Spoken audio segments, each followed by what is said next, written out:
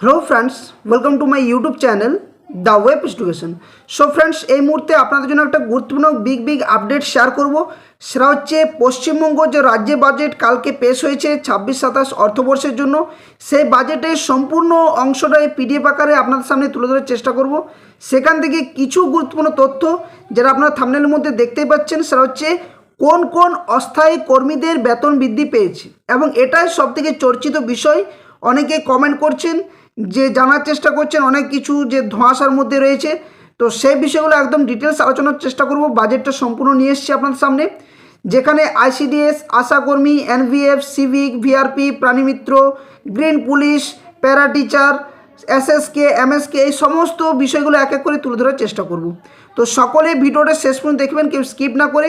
আর অনেকে ভিডিওটা দেখার সাথে সাথে শেয়ার করছেন না, সাবস্ক্রাইব করছেন না, চ্যানেলটি সাবস্ক্রাইব করে রাখুন। কারণ আমি এর আগেও আপনাদের বলেছিলাম যে রাজ্যের যে সমস্ত অস্থায়ী কর্মচারী বা চুক্তিভিত্তিক কর্মচারী রয়েছেন, তাদের প্রত্যেকের কিন্তু বলেছিলাম বেতন বৃদ্ধি পাবে। যদিও আপনাদের যে 4 দফা দাবি, সেখানে সমকাজে সমবেতন, বেতন বৃদ্ধির ব্যাপারটা, বা চাকরির সিকিউরিটি, বা চাকরির অবসরকালীন যে একটা পেনশন, এই ধরনের বিষয়গুলো আপনারা দাবি দাবা রেখিয়েছিলেন, কিন্তু সেই বিষয়গুলো যদিও উল্লেখ করা হয়নি, শুধুমাত্র বেতন বৃদ্ধিটাই এই বাজেটের মধ্যে রয়েছে। এবং রাজ্য সরকার এটাও জানিয়েছেন যে যে সমস্ত অস্থায়ী বা চুক্তিভিত্তিক কর্মচারী রয়েছেন, তাদের কিন্তু যে বাকি যে রাজ্যের সাথে বা কেন্দ্রের যে সমস্ত অস্থায়ী কর্মচারী রয়েছেন, তাদের সমকাজে সমবেতনের বিষয়গুলো কিন্তু ভাবা হচ্ছে। পরবর্তী আর্থিক বছরে কিন্তু এই বিষয়গুলো তুলে ধরা হবে বা বাজেটের মধ্যে উল্লেখ থাকবে। তো চলুন আজকে বাজেটের মধ্যে যে বিষয়গুলো রয়েছে অস্থায়ী কর্মচারীদের নিয়ে, সেই ডিটেলস তথ্যটা আমার সামনে তুলে ধরার চেষ্টা করব। তোকে স্কিপ না করে শেষ পর্যন্ত দেখবেন। ভিডিওটি যতটা পারবেন লাইক করুন, বা শেয়ার অবশ্যই করতে কেউ কিন্তু ভুলবেন না। তো দেখুন, এটা হচ্ছে পশ্চিমবঙ্গ রাজ্য সরকারের যে বাজেট 26-27 অর্থবর্ষের, যেখানে বাজেট বক্তৃতা ছিলেন ডক্টর স্বপন দাশগুপ্ত, ভারপ্রাপ্ত আমাদের অর্থমন্ত্রী, নবনিযুক্ত রাজ্যের অর্থমন্ত্রী। তিনি যে বাজেট পেশ করেছেন, অনেক কিছু বিষয় রয়েছে। মূল যে পয়েন্ট, সেগুলোতে আমরা যাব বা জানার চেষ্টা করব। এই বিষয়গুলো জেনে লাভ নেই, সরাসরি আমরা যে আজকের মূল টপিক, সেখানে আমরা যাওয়ার চেষ্টা করব। তো দেখুন, এখানে যে বিষয়টা সেটা হচ্ছে, প্রথমত এইখানটাতে দেখুন, তাহলে ব্যাপারটা বুঝতে পারবেন। কিছু চুক্তিভিত্তিক কর্মচারীর ব্যাপারটা এখানে দেওয়া রয়েছে। প্রথমত, স্টেট ট্রান্সপোর্ট কর্পোরেশনে যারা চুক্তিভিত্তিক ড্রাইভার ও এজেন্সি মারফত নিযুক্ত ড্রাইভারদের পারিশ্রমিক গত আর্থিক বছরে বৃদ্ধি পেয়েছে। একইভাবে স্টেট ট্রান্সপোর্ট কর্পোরেশন চুক্তিভিত্তিক কন্ডাক্টর ও এজেন্সি মারফত নিযুক্ত কন্ডাক্টরদের পারিশ্রমিক বাড়িয়ে 16,000 টাকা করা হয়েছে। তো এখান থেকে দুটো চুক্তিভিত্তিক কর্মচারীদের বিষয়টি গেছে। এবার আসছে পুলিশ প্রশাসনকে সাহায্য করার জন্য civic volunteer, village police, green police কর্মীদের অবদানের স্বীকৃতি দিয়ে আমি অর্থাৎ রাজ্যের অর্থমন্ত্রী স্বপন দাশগুপ্ত বলেন যে 2026 থেকে আগস্ট 2026 থেকে তাদের মাসিক পারিশ্রমিক 2,000 টাকা বাড়ানোর প্রস্তাব করছি। অর্থাৎ অনেকে প্রশ্ন করছেন যে কবে থেকে আপনারা এটা পাবেন। তো দেখুন, এখানে সরাসরি বাজেটের যে অংশ, সেখানে উল্লেখ রয়েছে যে আগস্ট মাসে 2026 থেকে। এছাড়াও হোমগার্ড যারা রয়েছেন, হোমগার্ড, এনভিএফ কর্মীদেরও কিন্তু মাসিক পারিশ্রমিক 2,000 টাকা বৃদ্ধি করা হবেই। অর্থাৎ এই সমস্ত যে বৃদ্ধি, সেই টাকাটা কিন্তু সকলে 2026 সালের আগস্ট মাস থেকে পাবেন। এছাড়া নিচে দেখুন আরও পয়েন্ট রয়েছে, আরও কোন কোন অস্থায়ী কর্মচারী রয়েছেন। বলা হচ্ছে গ্রামীণ এলাকায় পশু চিকিৎসা পরিষেবা দিতে প্রাণীবন্ধু, প্রাণীমিত্র, অনেকে কমেন্ট করেছেন প্রাণীমিত্রদের, প্রাণীসেবী, মৈত্রী এবং অন্যান্য এআই কর্মীরা গুরুত্বপূর্ণ সামনের সারির যোগসূত্র হিসেবে কাজ করেন।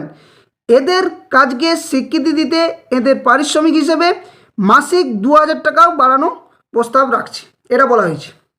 এরপর দেখুন নেক্সট, ভিলেজ রিসোর্স পার্সন অর্থাৎ ভিআরপি, যারা পঞ্চায়েতে বিভিন্ন কাজের সাথে যুক্ত থাকেন। তো বিভিন্ন উন্নয়ন স্কিমের সামাজিক অডিটের দায়িত্বপ্রাপ্ত, এবং গ্রামে এরা কমিউনিটি মোবিলাইজার হিসেবেও কাজ করেন। একইভাবে ভেক্টর কন্ট্রোল টিম অর্থাৎ ভিসিটি এবং ভেক্টর সার্ভেলেন্স টিম ভিএসটি এর সদস্যরা ভেক্টরবাহিত রোগের পর্যবেক্ষণ তদারকিতে নিযুক্ত থাকেন। এদের কাজের স্বীকৃতিতে আমি এদের দৈনিক পারিশ্রমিক বর্তমানে হার যথাক্রমে 200 টাকা ও 175 টাকার উপর আরও 100 টাকার বৃদ্ধি করার প্রস্তাব রাখছি। অর্থাৎ এদেরও কিন্তু যে ডেলি ওয়েজেস যে বেতন দেওয়া হয় সেখানেও কিন্তু বৃদ্ধি করা হচ্ছে। এবার দেখুন, কিছু সাংবাদিক রয়েছেন, অবসরপ্রাপ্ত সাংবাদিকদের পেনশন বাবদ 5,000 টাকা দেওয়া হবে। জরুরি অবস্থার সময় যে সমস্ত সাংবাদিক কারাবাস ভোগ করেছেন তাদের মাসে 10,000 টাকা পেনশন দেওয়া হবে। যারা তাদের রাজনৈতিক বিশ্বাসের জন্য মিথ্যা এবং ভিত্তিহীন মামলার শিকার হয়েছেন তাদের সংগ্রামী ভাতাও দেওয়া হবে। এ বিষয়ে বিস্তারিত বিষয়গুলি পরে কিন্তু চূড়ান্ত হবে বলেও জানিয়েছে। এছাড়া বলা হয়েছে যারা সিভিল ডিফেন্সের কর্মীদের মাসে ন্যূনতম 20 দিনের কাজ পাওয়ার নিশ্চিত করা হবে বলেও জানানো হয়েছে। নেক্সট তারপরে কী কী রয়েছে দেখুন, আরও অস্থায়ী কর্মচারী যারা রয়েছেন, ইন্টিগ্রেটেড চাইল্ড ডেভেলপমেন্ট স্কিম অর্থাৎ আইসিডিএস যারা রয়েছেন সেই স্কিমের অঙ্গনওয়াড়ি কর্মী এবং অঙ্গনওয়াড়ি সহায়িকারা 6 বছরের নিচে শিশু, গর্ভবতী ও স্তনদায়ী মায়েদের পুষ্টির মাত্রা বাড়াতে প্রচুর অবদান রেখেছেন। আশা কর্মীরা প্রাথমিক স্বাস্থ্য পরিষেবাকে মানুষের দরজায় পৌঁছে দিতে সাহায্য করেছেন এবং প্রান্তিক মানুষের সরকারি যে স্বাস্থ্য পরিষেবার সঙ্গেও যুক্ত করেছেন। এই সকল কর্মচারীদের গুরুত্বপূর্ণ পরিষেবাকে স্বীকৃতি দিতে আমি তাদের মাসিক 5,000 টাকা সামাসিক বৃদ্ধি ঘোষণা করছি। অর্থাৎ এখানে আইসিডিএসের হেল্পার এবং ওয়ার্কার সাথে সাথে আশা দিদিমণিরাও কিন্তু 5,000 টাকা করে পাবেন। এবং এটাও বলে রাখি যে এইসব কর্মচারীদেরও, অস্থায়ী কর্মচারী যারা রয়েছেন আইসিডিএস আশাকর্মী, এনাদেরও কিন্তু 5,000 টাকা আগস্ট মাস থেকেই কিন্তু দেওয়ার ঘোষণা হতে পারে। ঠিক আছে, এত দূর। এবার যে বিষয়টা যেটা আপনাদের মধ্যে কমেন্টে অনেক কিছু বলছেন যে এসএসকে এমএসকেদের বিষয়টা, দেখুন এখানে আমি পেজটাতে এটা উল্লেখ সেরকমভাবে আমি খুঁজে পেলাম না, তো অবশ্য রয়েছে। যাই হোক, আমি আপনাদের একটুকু সান্ত্বনার জন্য নয়, সত্যিটাই বলার চেষ্টা করছি। দেখুন এটা সংবাদ মাধ্যমে, এবং সংবাদ মাধ্যমে আশা করছি বেশিরভাগই ঠিকই থাকে, কারণ যেহেতু বাজেট বোর্ডে। তো বলা হচ্ছে বাজেটে বেতন বৃদ্ধি 5,000 টাকা, সন্তুষ্ট নন রাজ্যের পার্শ্ব শিক্ষকরা। অর্থাৎ পার্শ্ব শিক্ষকদের দেখুন বেতন যেটা বৃদ্ধি পেয়েছে সেটা কি বলা হচ্ছে না, 5,000 টাকা তাদের কিন্তু বেতন বৃদ্ধি পেয়েছে। বর্তমানে উচ্চ প্রাথমিক শিক্ষকের বেতন পান 15,071 টাকা, যেখানে এনাদের হবে 20,071 টাকার মতো। এবং যারা রয়েছেন কারণ না হাতে টাকা পান 13,000 কিন্তু 141। প্রাথমিক পার্শ্ব শিক্ষকদের দেওয়া মাসিক 11,593, যারা হাতে টাকা পান 10,092 টাকা। এই আর্থিক বর্ষে তাদের প্রাথমিক শিক্ষকেরা পাবেন 18,000 টাকা, অর্থাৎ এখান থেকে 18,000 টাকা। এবং প্রাথমিকের যে উচ্চ প্রাথমিকের যে শিক্ষকেরা যারা প্রায় 15,000 টাকা সেটা কিন্তু পাবেন। অর্থাৎ উচ্চ প্রাথমিকের 18,000, প্রাথমিকের 15,000। আমি একটু ভুল বললাম, উচ্চ প্রাথমিকের 18,000 এবং প্রাথমিকের 15,000 টাকা পাবেন।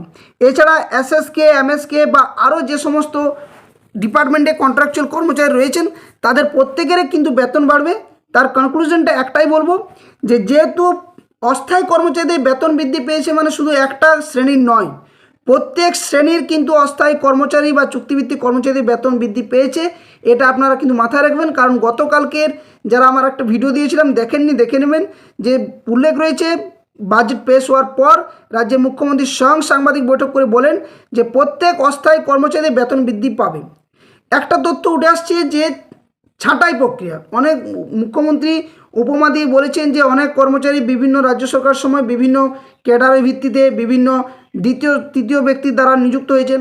এই সমস্ত ব্যক্তিদের ছাঁটাই কোনোভাবেই করা হবে না, শুধুমাত্র ঝাড়াই বাছাই করা হবে। কি অর্থাৎ যোগ্যতা, মাপকাঠি, এই বিষয়গুলো দেখবে। এবং এটা অবশ্যই দরকার যে একটা আইসিডিএস হোক, সেখানে 8 পাস থেকে শুরু ছিল, বর্তমানে মাধ্যমিক পাস থেকে হচ্ছে, অবশ্যই সেগুলো ঝাড়াই বাছাই করবে। সিভিকদের যেটা একটা ন্যূনতম যোগ্যতা, কোনো একটা হ্যান্ডিক্যাপ যদি সিভিক ভলেন্টিয়ার হয় তাহলে সেটা অবশ্যই যোগ্যতাপূর্ণ নয়, সেই বিষয়টা দেখা হবে। এটা আমি আপনাদের কাউকে টার্গেট করছি না, বিষয়টা উল্লেখ করার চেষ্টা করছি। এছাড়া আরও অন্যান্য বিষয় রয়েছে, এবং সেগুলো কোনগুলো, যেগুলো রিসেন্ট চাকরি পেয়েছেন বা হয়তো 2-5 বছর চাকরি যাদের হয়েছে তাদের ক্ষেত্রেই এই সমস্ত বিষয়গুলো বেশি গুরুত্ব দিতে পারে রাজ্য সরকার, বা এদের যে ঝাড়াই বাছাই সেটা কিন্তু করবে।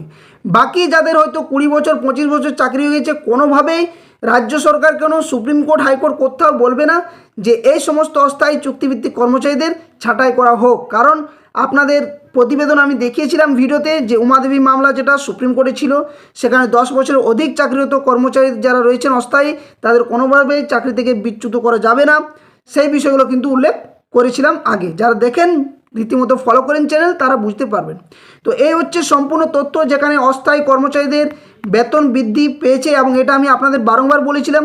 অনেক ইউটিউব চ্যানেলে দেখার পর আপনারা হয়তো বিভ্রান্ত হচ্ছিলেন যে বেতন বৃদ্ধিটা শুধুমাত্র একটা যে ভিউজ পাওয়ার জন্য, কিন্তু আমি কালকে যখন যে বাজেট পেশ, সেই বাজেট পেশের আগে মুহূর্তে যখন আমি একটা ভিডিও দিয়েছিলাম, সেখানেই উল্লেখ করে দিয়েছিলাম যে প্রত্যেক কর্মচারীদের যে যারা চুক্তিভিত্তিক রয়েছেন বা অস্থায়ী, তাদের কিন্তু বেতন বৃদ্ধি পাবে, এবং তার ফলাফল আপনারা দেখতে পেয়েছেন।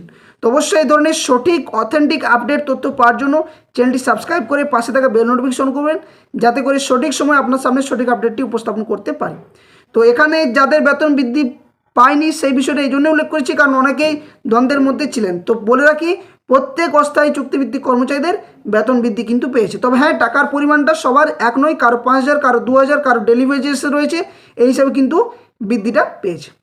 তো ভিডিওটি বেশি লেন্দি করছি না, ভিডিওটি ভালো লাগলে অবশ্যই ভিডিও লাইক করবেন, বাকি সাথে শেয়ার করবেন, আর যারা চ্যানেল নতুন ভিউয়ার্স রয়েছেন অবশ্যই চ্যানেলটি সাবস্ক্রাইব করে পাশে থাকা বেল নোটিফিকেশন অন করবেন। ধন্যবাদ, জয় হিন্দ।